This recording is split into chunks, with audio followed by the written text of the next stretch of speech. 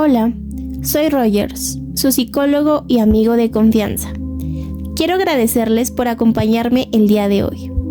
En esta ocasión, quiero hablarles de un caso que refleja muchos de los retos que enfrentamos las personas cuando la autoexigencia, el miedo y la inseguridad se convierten en parte de nuestra vida diaria. Les presento a Javier. Tiene 28 años, es diseñador gráfico y trabaja desde casa. Llegó a consulta diciendo que se sentía paralizado, con la sensación constante de que el tiempo se le escapa y que nunca hace lo suficiente. En el último año, comenzó a postergar tareas importantes, perdió 2 clientes por no entregar a tiempo y cada retraso aumentaba su ansiedad y su culpa. También me contó que le cuesta relacionarse, evita reuniones, le incomodan las videollamadas y cuando tiene que hablar frente a varios, suda, le tiembla la voz y siente que todos lo observan. Algunas de las frases que más repite es: no soy lo suficientemente bueno, debo ser perfecto o seré un fracaso. Cuando escuché su historia, comprendí algo importante. Javier no necesitaba que alguien lo corrigiera, ni una lista de consejos para organizar mejor su tiempo. Lo que necesitaba era un espacio donde pudiera ser escuchado sin miedo, sin juicio, con aceptación. Por eso elegí trabajar con él desde el enfoque centrado en la persona. Un modelo que no busca imponer soluciones, sino acompañar con respeto y confianza, creyendo que cada ser humano tiene dentro de sí los recursos necesarios para sanar. Este enfoque parte de una idea muy simple. Cuando a una persona se le ofrece comprensión, aceptación y autenticidad, puede empezar a confiar en sí misma. No es magia, es crear un clima emocional donde la persona no tiene que defenderse, donde puede hablar libremente, llorar, enojarse, equivocarse y aún así sentirse valorada. Como terapeuta, mi papel no es arreglar a Javier. No busco dirigir su vida ni decirle cómo debe pensar o actuar. Mi tarea es facilitar su proceso interno de crecimiento, acompañándolo con 3 actitudes fundamentales: la empatía, la aceptación positiva incondicional y la congruencia. La empatía significa intentar sentir el mundo tal como él lo vive. Es ponerme en sus zapatos, escuchar su historia sin filtros, sin prisa, sin juzgar. Cuando él dice: no soy lo suficientemente bueno, mi respuesta no es: claro que sí, tú vales mucho. Eso sería superficial. En cambio, busco comprender qué hay detrás de esas palabras. Quizás el miedo a decepcionar, o tal vez la necesidad de sentirse suficiente ante los demás, o simplemente la vergüenza de fallar. Entonces, le respondo algo como: parece que sientes una gran presión por demostrar tu valor, como si nunca fuera suficiente lo que haces. Esa frase no lo contradice, lo acompaña. Le hace sentir que su dolor ha sido escuchado. La aceptación positiva incondicional es el segundo pilar. Significa valorar a la persona sin condiciones. No importa si se equivoca, si se bloquea, si no cumple con las expectativas que otros le han impuesto. Javier pasó años creyendo que debía ganarse el derecho a ser querido. En terapia, quiero que descubra que ya tiene valor simplemente por ser quien es. Cuando me dice: hoy no avancé nada, fui un desastre, no lo juzgo ni intento animarlo artificialmente.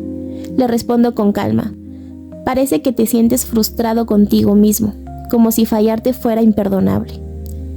Esa aceptación le permite relajarse emocionalmente. Ya no tiene que fingir, puede mostrarse vulnerable y en esa vulnerabilidad empieza la sanación. La tercera actitud es la congruencia. Ser congruente es ser real, auténtico. No esconderme tras una máscara de profesional perfecto. Si algo me conmueve, puedo decirlo. Si me sorprende algo, lo expreso con honestidad. Recuerdo una sesión donde Javier hablaba de cómo fingía estar bien frente a los demás y me dijo: si me muestro débil, la gente se aleja. Yo le respondí: mientras te escucho, siento una mezcla de tristeza y admiración. Tristeza por cuánto has tenido que callar y admiración por tu deseo de seguir buscando comprensión. En ese momento, Javier lloró por primera vez. No fue por tristeza, sino por alivio, por sentirse aceptado exactamente como era. En este modelo no usamos técnicas rígidas ni ejercicios de control. La técnica es la relación. Y dentro de esa relación, la herramienta más poderosa es la escucha empática. Cuando Javier me dice, todo lo que hago está mal, no le contesto con frases motivacionales. En lugar de ello, reflejo lo que percibo. Sientes que nada de lo que haces alcanza tus propias expectativas. A veces guardo silencio, porque los silencios también hablan. El silencio es un espacio de respeto, donde la persona puede escuchar sus propios pensamientos sin sentirse presionada. A medida que avanzaban las sesiones, Javier comenzó a notar que su ansiedad no venía solo del trabajo, venía de años de cargar culpas ajenas, tanto por las discusiones entre sus padres, por no ser el hijo perfecto o por querer complacer a todos. Cuando empezó a poner esas emociones en palabras, ocurrió algo. Dejó de verse como alguien roto y comenzó a verse como alguien humano. Descubrió que no tenía que eliminar su ansiedad para estar bien, solo aceptarla como parte de su experiencia. Ese es el cambio que buscamos en la terapia centrada en la persona. Dejar de pelear con uno mismo y empezar a escucharse. Muchas veces me preguntan, ¿y qué hace el terapeuta exactamente? Yo siempre respondo, el terapeuta no hace, el terapeuta es presencia, es escucha, es aceptación. Cuando alguien siente eso de verdad, el cambio sucede por sí solo. En el caso de Javier, no se trató de eliminar la procrastinación ni de forzarlo a ser productivo. Se trató de acompañar a un ser humano que se sentía atrapado por la exigencia y el miedo, hasta que pudo tratarse con un poco más de amabilidad. Al final me dijo, por primera vez siento que no tengo que demostrar nada para que me escuchen. Y ahí supe que algo había cambiado, porque cuando alguien empieza a aceptarse, también empieza a transformarse. Siempre lo he dicho, cuando me acepto tal como soy, entonces puedo cambiar. Y con Javier, eso se cumplió. La aceptación fue el inicio de su libertad. Así que, si tuviera que resumirlo, diría esto. La terapia centrada en la persona no busca moldear, sino acompañar. No pretende controlar, sino comprender. Y en esa comprensión, muchas veces, la vida comienza a moverse otra vez. Ahora que el psicólogo terminó de contarnos su experiencia con Javier, quiero tomar un momento para explicarles y profundizar un poco más y con más calma en qué consiste la terapia centrada en la persona. He estado investigando bastante sobre este modelo y quiero compartirles lo más importante. Esta terapia fue desarrollada por Carl Rogers, uno de los principales psicólogos humanistas del siglo XX. En sus inicios se le llamó terapia no directiva, porque la idea era que el terapeuta dejara de tener ese papel dominante de decirle al otro qué hacer. Con el tiempo, el enfoque evolucionó y empezó a entenderse como una terapia basada en el diálogo, en la relación y en la experiencia personal del cliente. Y digo cliente porque justo para Rogers ese término es clave. Él creía que la palabra paciente hacía pensar en alguien pasivo, casi sometido a la autoridad del terapeuta. En cambio, cliente comunica algo distinto. Habla de una persona que tiene libertad, responsabilidad y un papel activo en su propio proceso. Así, el terapeuta y el cliente están al mismo nivel humano, con roles diferentes, pero con la misma dignidad. Una de las cosas que más me llamó la atención cuando estudié esta terapia es que el terapeuta no dirige, no da instrucciones ni órdenes. No dice, haz esto, piensa lo otro. Lo que hace es acompañar profundamente. Y esto no significa que no haga nada. Al contrario, implica una presencia muy comprometida. El objetivo es que la persona pueda descubrir por sí misma lo que siente, lo que piensa y lo que necesita.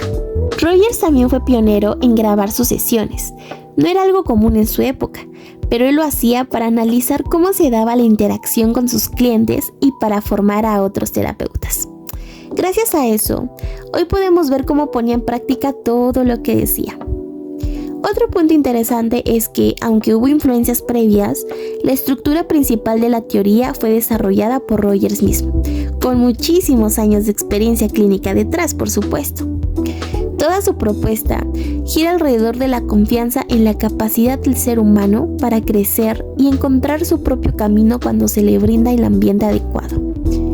El corazón de esta terapia es el diálogo, y a lo largo de las décadas fue cambiando un poco su forma de expresarse.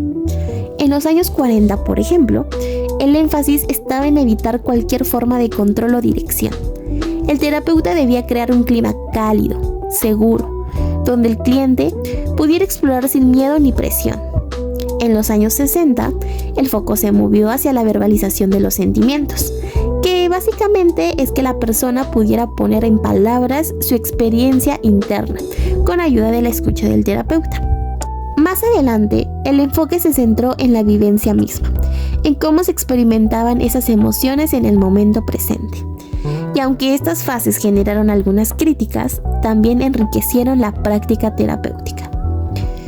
Una técnica muy reconocida dentro del modelo es la respuesta reflejo.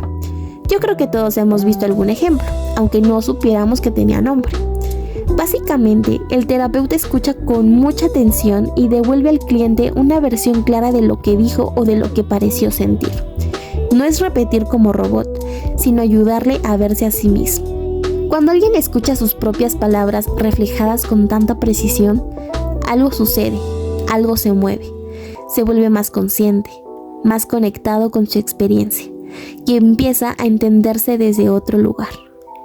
Rogers también desarrolló una teoría de la personalidad que explica por qué funciona este enfoque. Habla de 3 elementos fundamentales.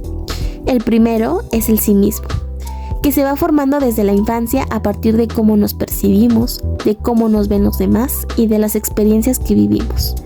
El sí mismo organiza, filtra y le da sentido a la experiencia. El segundo elemento es la tendencia actualizante, que es la fuerza interna que todos tenemos para crecer, desarrollarnos y buscar una vida más plena. Para Rogers, esta tendencia siempre está, aunque a veces se bloquea por ambientes críticos, rígidos o poco seguros.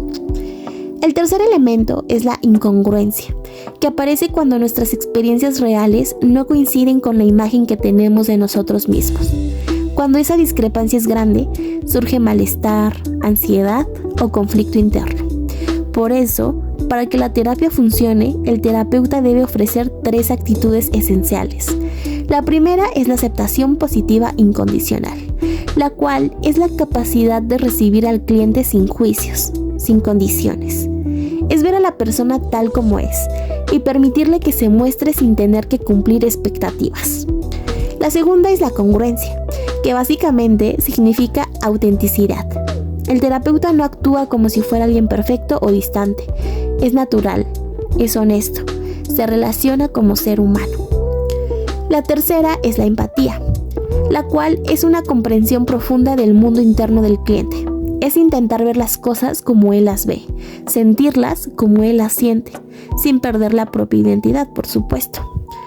Cuando alguien se siente visto y entendido, es mucho más fácil que avance en su proceso. Y eso es algo que Rogers siempre defendió, que cuando una persona se encuentra en un espacio donde se siente segura, comprendida y aceptada, empieza a conectar con sus emociones, con su historia, con sus necesidades, y desde ahí puede construir una vida más coherente, más auténtica y más propia. En pocas palabras, la terapia centrada en la persona no se basa en técnicas complejas ni en análisis complicados. Se basa en la relación, en el encuentro genuino entre 2 personas.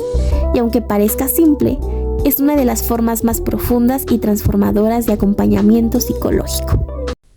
Gracias por ver.